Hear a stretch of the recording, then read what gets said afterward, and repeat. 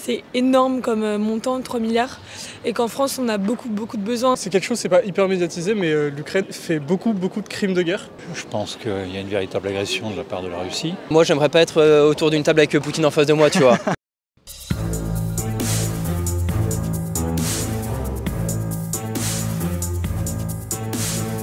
Écoutez, bonjour monsieur. Bonjour. Alors ce vendredi 16 février, il y a la France qui a annoncé qu'elle allait allouer une enveloppe militaire de 3 milliards d'euros à l'Ukraine. Est-ce que vous soutenez encore ces actions de la France? Mais je pense qu'il faut, parce que c'est un pays qui a été en fait attaqué, donc il faut bien qu'il riposte. Il faut bien qu'à un moment ou à un autre, on défende ces pays qui sont attaqués. Je pense que s'il n'y a pas des pays comme les nôtres qui le font, qui c'est qui le fera? Et faut à un moment ou à un autre, il faut protéger quand même les pays en guerre. Je pense qu'il y a une véritable agression de la part de la Russie. Je pense qu'on est face à quelque chose qui peut ressembler dans le passé à ce qu'on a pu connaître en 39-45.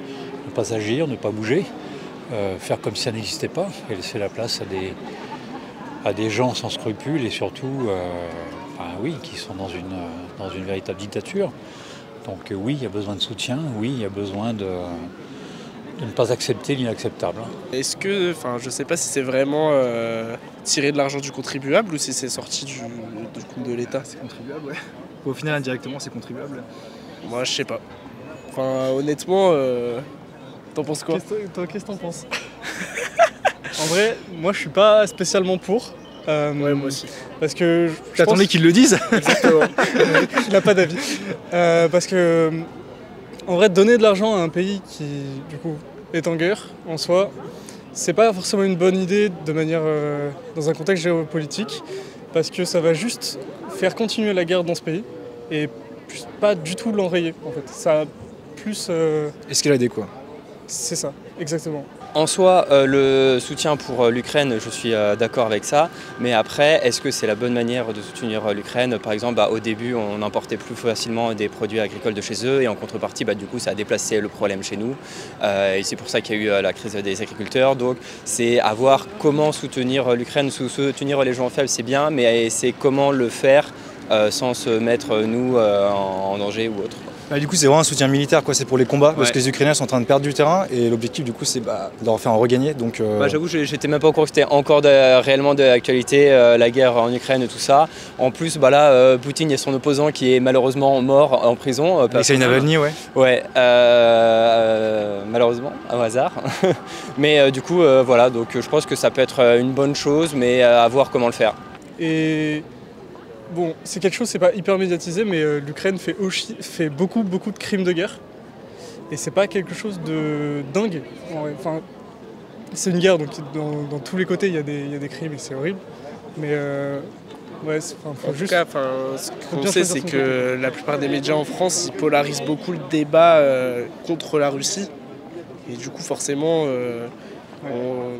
l'opinion publique, elle va se porter du côté de l'Ukraine. Mais moi, j'avais remarqué qu'en tout cas, sur les réseaux, où l'opinion publique, elle commençait un peu à changer, quoi. C'était pas autant tous derrière l'Ukraine et on déteste la Russie, mais c'était plus 50-50. Donc peut-être qu'il fallait demander au peuple un référendum ou quelque chose comme ça, je sais pas. Alors j'ai vu ça hier, c'est sûr que c'est déjà un peu surprenant parce que c'est énorme comme montant, 3 milliards, et qu'en France on a beaucoup de besoins. J'ai réfléchi un peu, il y a les étudiants, il y a les agriculteurs dernièrement, il y a beaucoup de pauvreté quand même en France, et donc forcément le premier réflexe c'est de se dire mais pourquoi cet argent va pas aux Français? Et en fait en réfléchissant plus loin, je pense aussi que derrière tout ça il y a aussi la sécurité de notre pays en fait, et que si ces 3 milliards on les donne pas vraiment à l'Ukraine, on s'en sert aussi parce que si la Russie prend trop de place, trop d'ampleur, après, elle va continuer son chemin, elle va attaquer. Après l'Ukraine, à mon avis, ce sera peut-être d'autres pays. Donc je pense que c'est aussi montrer la force de l'Europe, de la France, et s'opposer dès maintenant à ce régime autoritaire, totalitaire, ce que tu veux, que d'investir là-bas. Donc je pense que c'est soutenir l'Ukraine, mais c'est aussi protéger la France en fait. Je trouve que c'est pas forcément une bonne idée. J'aurais plus vu les solutions diplomatiques à mettre en avant, parce qu'on ne pourra pas se débarrasser de la Russie comme ça. Et je pense que oui. Qu'est-ce que tu vois justement comme solution diplomatique, si tu veux un peu développer? Plus essayer de faire jouer les relations, que ce soit avec la Russie ou l'Ukraine, essayer de faire plus jouer je sais pas, faire un sommet entre les deux pays, plus être moteur dans ce sens-là, plutôt qu'à chaque fois d'alourdir toutes les aides. Enfin, en fait, on s'en sortira jamais. La Russie est hyper puissante, que ce soit au niveau économique ou militaire. C'est une super puissance et nous, Europe, on n'est pas prêt à affronter ce genre de pays. En fait. Enfin, là, on essaie de démontrer une certaine solidarité, que ce soit avec l'Allemagne qui propose du coup 8 milliards et nous la France, mais enfin, ça s'arrêtera jamais. Eux, ils peuvent poser 50 milliards dans le militaire sans souci. C'est préserver les intérêts de la France indirectement, donc il faut soutenir l'Ukraine, je pense. Et en quoi ça préserve les intérêts de la France justement? C'est une menace, c'est un petit peu deux blocs qui s'affrontent quelque part, le bloc de l'URSS versus l'URSS, le bloc de Poutine contre les Américains. Donc on se retrouve un petit peu dans cette dualité-là qu'on avait il y a une certaine époque. On retombe un petit peu là-dedans, donc pourquoi pas. C'est vraiment le moment de le faire par rapport à ce qui se passe déjà pour l'Ukraine elle-même, par rapport à la Russie, et puis ce qui se passe maintenant, notamment depuis hier, par rapport à la Russie. Effectivement, je pense qu'il faut monter de manière ferme toutes les actions de la France et de l'Europe. Vous parlez de la mort de M. Navalny? Tout à fait. Ce qui est intéressant, c'est qu'en fait, on décide de les soutenir sans vraiment complètement prendre parti. C'est-à-dire qu'on n'envoie pas de troupes là-bas. En fait, on met à moitié le pied dans le plat et je suis pas sûr que ce soit une bonne façon de résoudre. Là où je suis pas d'accord avec toi, c'est qu'on les soutient quand même. C'est un soutien quand même indirect si tu veux, mais ça montre quand même la position de la France. C'est vrai, c'est vrai. Mais justement, autant les aider complètement à ce niveau-là. Est-ce que tu penses qu'aujourd'hui Poutine est capable de se mettre autour d'une table et d'accepter de signer des accords? Je pense pas, mais peut-être pas aujourd'hui. Mais après, il y a les États-Unis aussi, on joue bien leur jeu depuis quelques mois maintenant. Je sais pas, en vrai, c'est des questions extrêmement compliquées. Non, mais c'est sûr, mais c'est ça aussi tout le débat, parce que du coup, si on arrête de les financer, ils perdent la guerre. Ouais. Donc du coup, il n'y a pas vraiment de négociation. Non, en soi, il ne faut pas qu'ils la perdent, mais il ne faut pas qu'ils la gagnent non plus, parce que ça voudrait dire un conflit qui s'étendrait sur toute l'Union, enfin sur toute l'Europe en fait. Dans ce conflit-là, je pense qu'il y a une histoire d'amour propre. De la part de Vladimir Poutine, et là du coup effectivement tant qu'il n'aura pas gagné en fait il ne s'arrêtera pas. Ça s'arrêtera pas. Lourd, là, quand même. Ouais. Je pense pas que ce conflit est clairement pas porté par une nation mais par un homme. Et dans cette situation, en fait, tant que l'homme refusera de plier. Moi, j'aimerais pas être autour d'une table avec Poutine en face de moi, tu vois. Donc, il va falloir au bout d'un moment. Il va falloir, mais Emmanuel Macron, il a appelé un petit coup de fil, mais bon, je pense pas que ça change grand-chose non plus. Être autour de la table avec lui, je pense pas que ça change non plus. Donc, c'est là où il faudrait pas que ça soit des actions individuelles et que vraiment soit l'OTAN ou d'autres personnes de plus grande envergure qui se mettent face à Poutine. Mais sauf que le problème, c'est que Poutine, il est bientôt en fin de vie. Tu sais pas trop comment il peut réagir et ça peut vite passer la marche au-dessus trop vite quoi. Donc faut s'opposer à lui mais de manière diplomatique sans lui rentrer dedans, donc c'est hyper compliqué aujourd'hui, donc on espère juste qu'il meurt le plus vite possible. C'est vrai que du coup peut-être qu'il a plus rien à perdre dans le sens à cause de son âge.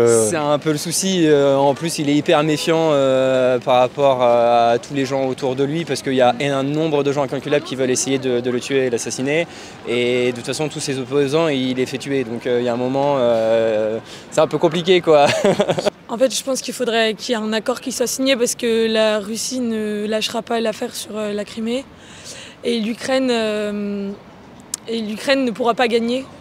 Donc en fait, je pense qu'il faut que ça se termine avec un accord signé avec la Russie, l'Ukraine et les pays impliqués qui donnent de l'argent. Est-ce que Poutine acceptera de signer un accord? Poutine... Non, il faudrait que Poutine meure. Non, je rigole, mais... T'es pas la première à dire ça. Bah oui, mais après Poutine ce sera la même chose avec un autre dirigeant. Je pense que, il y a beaucoup de Russes en haut du pouvoir qui ont des avis comme ça. Est-ce que vous répondez du coup à toutes ces personnes qui vont dire qu'on peut peut-être investir l'argent ailleurs pour aider par exemple, je sais pas, les agriculteurs en France, sur les éducations nationales, les hôpitaux? Effectivement, il y a toujours plusieurs sujets à traiter. C'est pas parce qu'il y a des problématiques d'un côté qu'il ne faut pas aussi traiter les problématiques de l'autre. Donc après c'est une question de répartition des budgets. Mais oui, effectivement les agriculteurs, il faut aussi les soutenir, il faut entendre du coup les difficultés. Mais il faut essayer de traiter tous les sujets qui sont d'actualité. Donc effectivement, dans l'absolu, ce serait plus intéressant d'éviter de dépenser autant d'argent dans des budgets militaires. et de mettre ça sur des sortes de problématiques. Mais la nature de l'humain fait que voilà, il y a une recrudescence, je pense, des menaces et il y a un réarmement qui se fait à l'échelle mondiale. Et du coup, la France doit répondre à cette problématique-là. Ouais. C'est sûr que c'est vachement compliqué parce qu'au moment où tu compares la France à d'autres pays, bah, c'est sûr qu'il y a énormément de choses à faire en France pour aider les gens. Dans le point de vue de la santé, c'est une catastrophe aujourd'hui. Les agriculteurs, tout ça, il y a énormément de choses qu'on puisse faire. Mais en même temps, faut quand même aussi aider les autres et pas laisser faire ce qui se passe dans les autres pays. Donc c'est franchement une frontière qui est un peu difficile à trouver et il y aura toujours des pour et des contre à chaque fois, quoi. Donc c'est une fine tranche à trouver. La crise que traversent les agriculteurs est déjà très ancienne et effectivement elle nécessite des ressources et des moyens pour la résoudre.